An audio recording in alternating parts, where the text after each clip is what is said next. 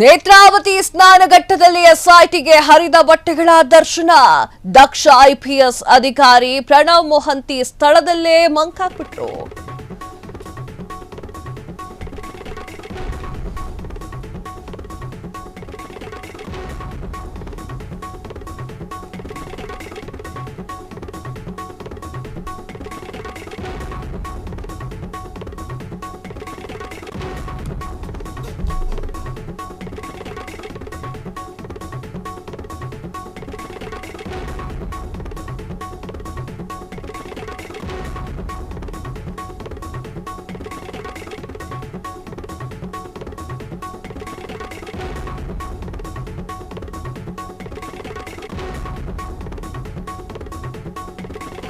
ನೇತ್ರಾವತಿ ಸ್ನಾನಘಟ್ಟದಲ್ಲಿ ಎಸ್ಐಟಿಗೆ ಹರಿದ ಬಟ್ಟೆಗಳ ದರ್ಶನ.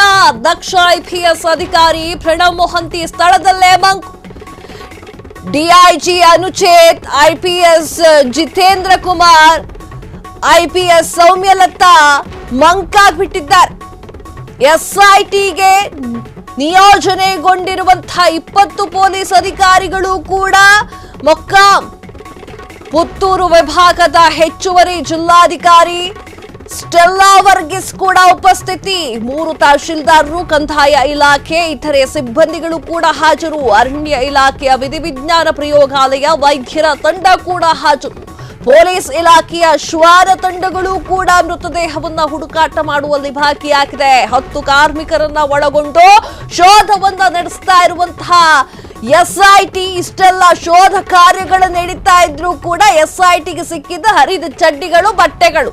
ನಿನ್ನೆ ಮಧ್ಯಾಹ್ನದಿಂದಲೂ ಕೂಡ ಮಳೆಯಲ್ಲೇ ಶೋಧ ಕಾರ್ಯವನ್ನ ಮುಂದುವರಿಸಿದಂತಹ ಎಸ್ಐಟಿ ತಂಡ ದೂರುದಾರ ಹೇಳಿದ್ದಂತಹ ಜಾಗಗಳೆಲ್ಲವೂ ಕೂಡ ಆಗೆದಾಗೆ ಸುಸ್ತಾಗ್ಬಿಟ್ಟಿದೆ. ಎಸ್ ವೀಕ್ಷಕರೇ, ಫ್ರೀಡಂ ಟಿವಿಯಲ್ಲಿ ಮೊದಲೇ ಒಂದಿಷ್ಟು ವಿಚಾರಗಳನ್ನ ಹೇಳಿದ್ವಿ. ಆ ವಿಚಾರಗಳಲ್ಲಿ ಇದು ಕೂಡ ಒಂದು 4 ವರ್ಷದ ಹಿಂದೆ ಆ ಜಾಗದಲ್ಲಿ ಭೂಮಿ ಕುಸಿತವಾಗಿತ್ತು, ಬೇರೆ ಕಡೆಯಿಂದ ಮಣ್ಣು ಬಿದ್ದಿದೆ, ಗುಡ್ಡ ಕುಸಿತವಾಗಿತ್ತು. ಆ ಒಂದು ಕಾರಣಕ್ಕೆ ಏನಾಗತ್ತೆ, ಕೆಳಗಡೆ ಮಣ್ಣಿರುತ್ತೆ, ಮೇಲ್ಗಡೆಯಿಂದ ಗುಡ್ಡ ಕುಸಿದ್ರೆ ಏನಾಗತ್ತೆ, ಇನ್ನೂ ಜಾಸ್ತಿ ಮಣ್ಣು ಬಂದು ಮೇಲೆಗಡೆ ಬೀಳುತ್ತೆ.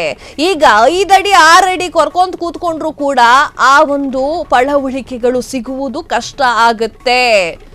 2014ರವರೆಗೆ ನಾನು ಆ ಒಂದು ಹೂಳುವಂತಹ ಕೆಲಸವನ್ನ ಮಾಡಿದ್ದೆ ಅಂತ ದೂರುದಾರ ಹೇಳಿದ್ದ.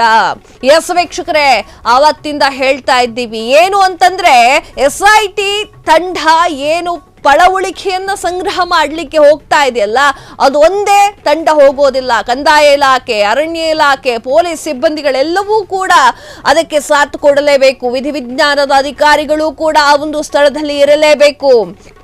ಎಲ್ಲರೂ ಕೂಡ ಇದ್ದಾರೆ. ದಕ್ಷ ಐಪಿಎಸ್ ಅಧಿಕಾರಿ ಪ್ರಣವ್ ಮೊಹಂತಿ ಸ್ಥಳದಲ್ಲೇ ಬೆಚ್ಚಾಗ್ಬಿಟ್ಟಿದ್ದಾರೆ. ಯಾಕಂತಂದ್ರೆ ಸಿಗ್ತಾ ಇರೋದು ಅಗೆದಷ್ಟು ಬಗೆದಷ್ಟು ಸಿಗ್ತಾ ಇರೋದು ಏನು, ಸಿಗ್ತಾ ಇರೋದು ಬರೀ ಕೆಂಪು ಬಟ್ಟೆ, ಬ್ಲೌಸ್ ಪೀಸು, ಸೀರೆ, ಒಳ ಉಡುಪು. ಇದನ್ನ ಇಟ್ಕೊಂಡು ಏನ್ ಮಾಡ್ತಾರೆ, ಯಾರದ್ದು ಅಂತ ಗೊತ್ತಿಲ್ಲ, ಎಲ್ಲಿಂದ ಕೊಚ್ಕ ಬಂದಿದ್ದು ಅಂತ ಗೊತ್ತಿಲ್ಲ. ಬಾರಿ ಟ್ವಿಸ್ಟ್ ಇದೆ ಈ ಒಂದು ಕೇಸಲ್ಲಿ. ಕ್ಷಣ ಕ್ಷಣದ ಸುದ್ದಿಗಳಿಗಾಗಿ ಫ್ರೀಡಂ ಟಿವಿ ಸಬ್ಸ್ಕ್ರೈಬ್ ಮಾಡಿ, ಲೈಕ್ ಮಾಡಿ ಹಾಗೂ ಫಾಲೋ ಮಾಡಿ. ಹೊಸ ಸುದ್ದಿಗಳ ನೋಟಿಫಿಕೇಶನ್ಗಾಗಿ ಬೆಲ್ ಐಕಾನ್ ಮೇಲೆ ಕ್ಲಿಕ್ ಮಾಡಿ.